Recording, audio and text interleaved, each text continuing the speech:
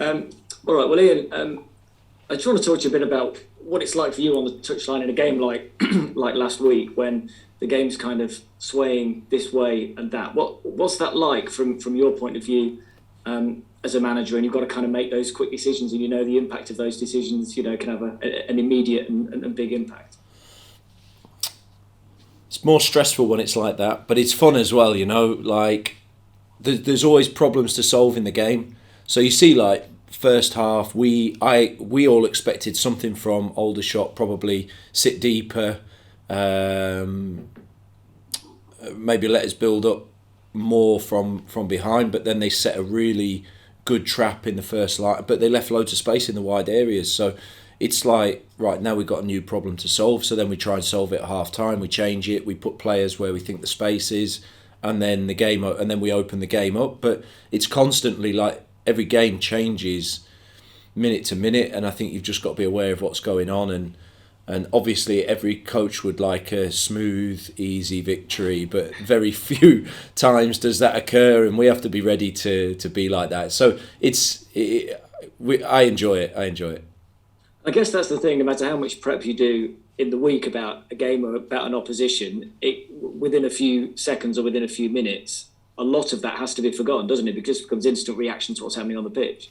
Yeah, and I think it is something that you improve at over a period of time as well. I consider now, like, since I stepped up into kind of either assistant manager or management roles, it's been close to 10 years. So for me, it's been more than 200 games, and I've seen so many different kind of games and systems and things play out that you have a feeling for what might work, and still sometimes you get it wrong. But yeah, you can make plans and then the opposition come up with something totally different because they're also trying to catch you out and play the game. So it's a really, that's part of the process I really enjoy, is like that battle on the sideline on a match day. And how much of those decisions based on percentages, if you like, of thinking, well, it's more likely that this will work than that, and how much of it is based on a gut instinct at that moment that actually, if I do this, I feel like this might work. Yeah, I mean, like they pressed us with the front three really narrow, and they stopped our right and left centre back stepping in with the ball, which has been good for us. So then we just swapped and played with four because four was harder to press with their three. So for me, it was just quite logical to do that, and that they left loads of space in the wide areas. So it seemed that if I'm going to have loads of space in the wide areas, I'll put two attackers in there. But not every game's going to be like that. But in that game, it was what I felt. Okay, Cairo's gonna have a really big impact in this if he comes in. Cal will have a bigger impact wide than he will central in this moment, but each game is slightly different. So yeah, you have a feeling that I think that we can get on top of the game by doing this. So, and I'm somebody that if I see it, I'm just going to change it, and we can change two or three times during the game. I think the players have just got to adapt to that. Yeah. How much, when there's a lot going on in a game like that, how reliant are you on others around you who might be seeing some things? When it's kind of an end to end, there's a lot going on at both ends of the pitch. Are you kind of relying therefore on Michael Doyle's voice, for example, coming up and going, "I've spotted this." Yeah, I mean, obviously back end of last season, kind of from the Sutton game onwards, it was a bit of a lonely.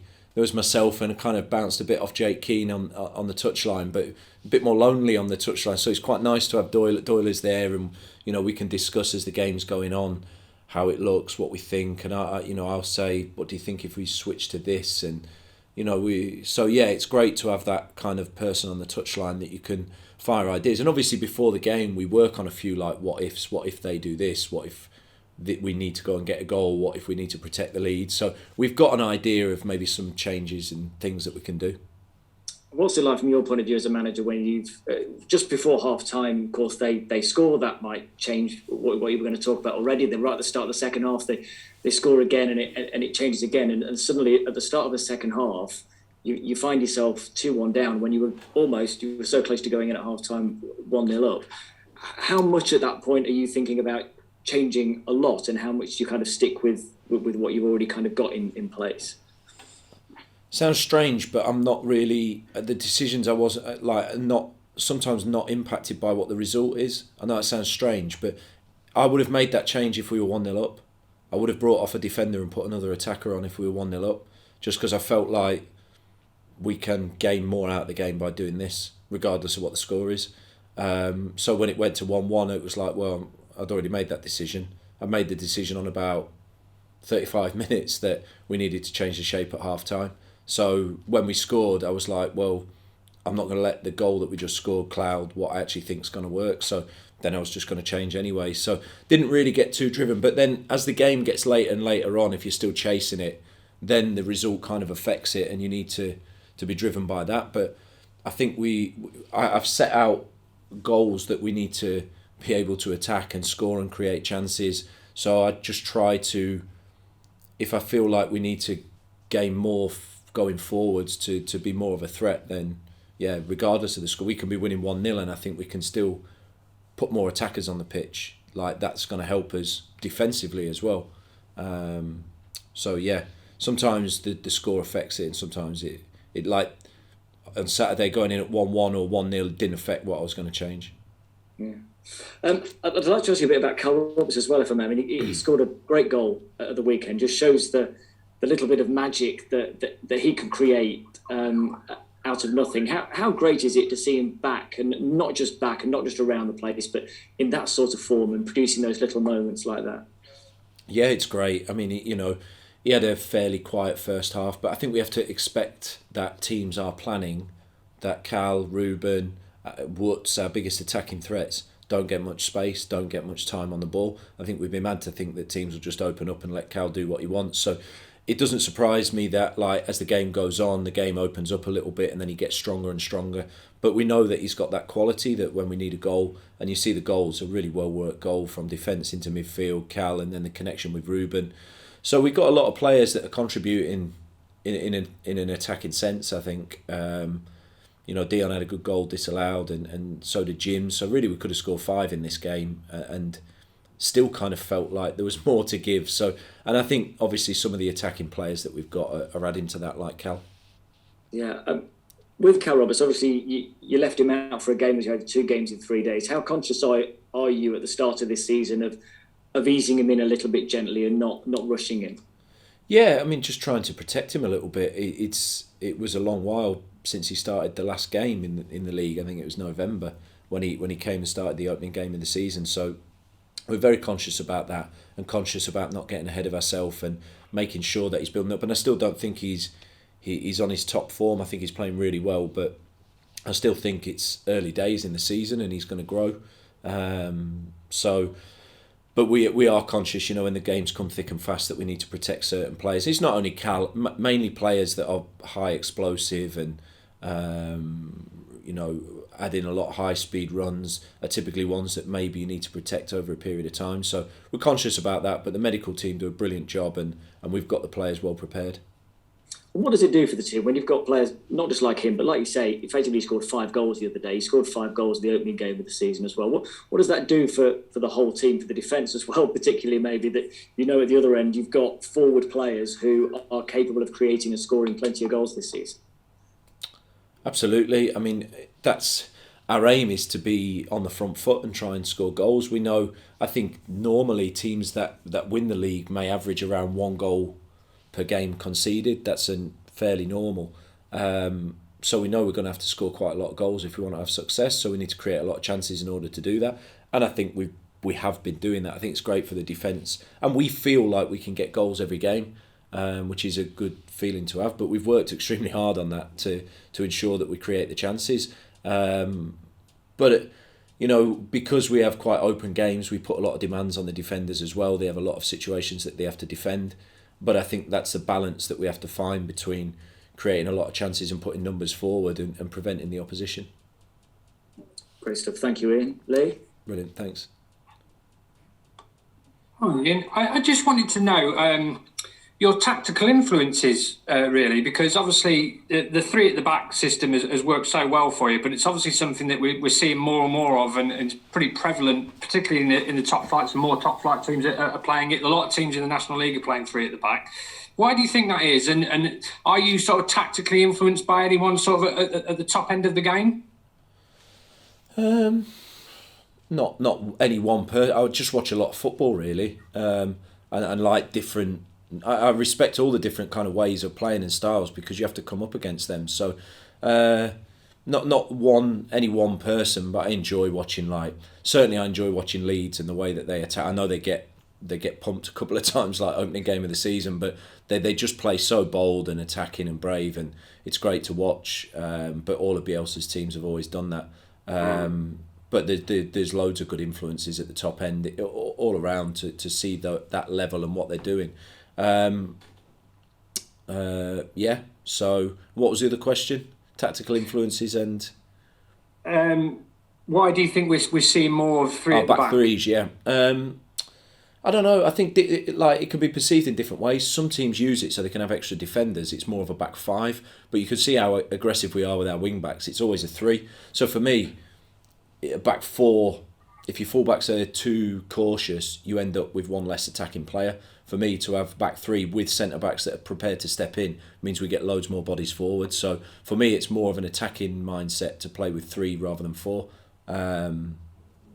But some teams use it because they want three big central defenders to offer threats on set pieces and to defend crosses. So I guess a lot of teams use it in different ways, but in my mind, it's that's why I've typically quite often used fullbacks as right and left because they can step forwards with the ball so naturally.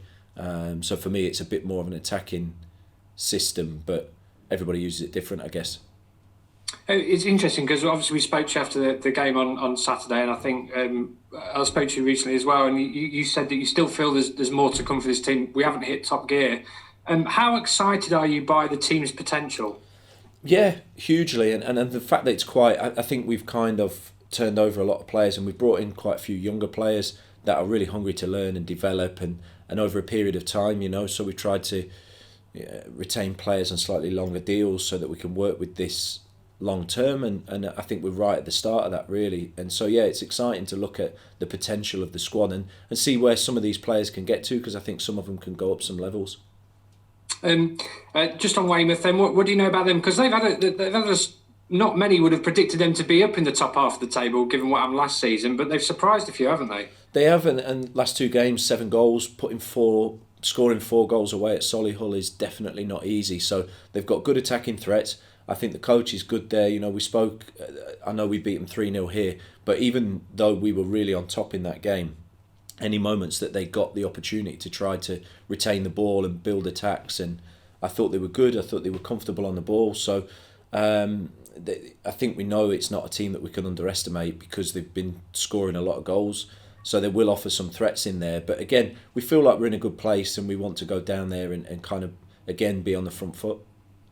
Just a bit of housekeeping. Richard Brindley, will he be okay for the weekend? Yeah, fine. Trained all week, no problem. And you've had no other injury concerns? Well, Connell took a knock in training today, which we'll check later. So we just need to check that, and we'll probably know a bit more on Friday. Other than that, everybody was okay. Tiernan Brooks, I mean, obviously he's been out on loan at Worksop. I understand he's going to remain there for the rest of the season now. How pleased have you been with his development? And what does his future look like at Mellor Vane? Great. I mean, Tiernan's a good goalkeeper. He's training really well. He trains with us every day. He just plays the games to get the minutes, and we've got a call back on him should we need him at any moment. But I think it's great that we have him in training, and then he's getting, because we only have 5 subs, we're not putting a goalie on the bench. It's beneficial for him to get those match minutes, and he's developing really well. Got a lot of good attributes. He's still young, learning, but for a goalkeeper, I think that experience of playing the games is invaluable. And Frank Vincent, he did sort of come back in pre-season. We saw him for a couple of games. He's not been on the bench. What can you tell us about him? Frank's training really well. It's so easy for me to say to Frank, you've got to be patient, but he really has to just be patient. We've started the season well. We haven't lost yet. The lads in midfield, Jim, Matt, Ed, Cal, Ruben have performed really well. So it's a matter of waiting for the opportunity to step in, and that will come at some point. And then it's of course up for him to retain that spot. But he's training well and pushing and giving us a decision to make for the weekend. It's interesting because I know a few clubs have sort of capitalised on the loan market. How happy are you with this squad at the moment in place? And is that something that you would look to exploit, or only in an emergency case type scenario?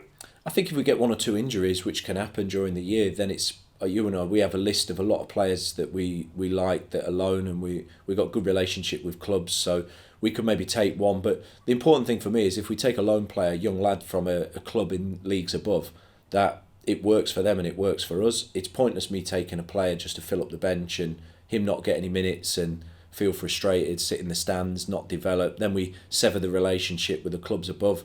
For me, it's like, look, we need this player. He's going to play. It's great for him. It's great for the club.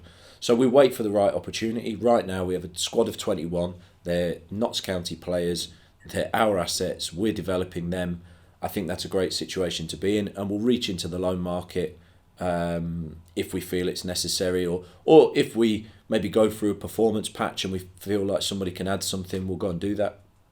Do you sort of feel the benefit of having a tight knit squad? Because I think in years gone by, Notts have had this reputation of stockpiling players, of having squads of 30, 35 players. What benefit do you get from having a tight knit squad? I imagine the spirit is a lot better. It is, the spirit's great. I think everybody feels involved, everybody feels close to it, everybody feels like the competition's there, and the squad's fairly well balanced. I think when I came in last season, there was 27 players. I think we have 5-6 loan players, and it was a big squad. Obviously, we were going into a period of a lot of games, so I understand the need to do that. But it was also quite difficult to manage when so many players are not involved, and then it can be counterproductive. So I think a slightly smaller squad, but everybody hungry and feeling involved, creates a better atmosphere.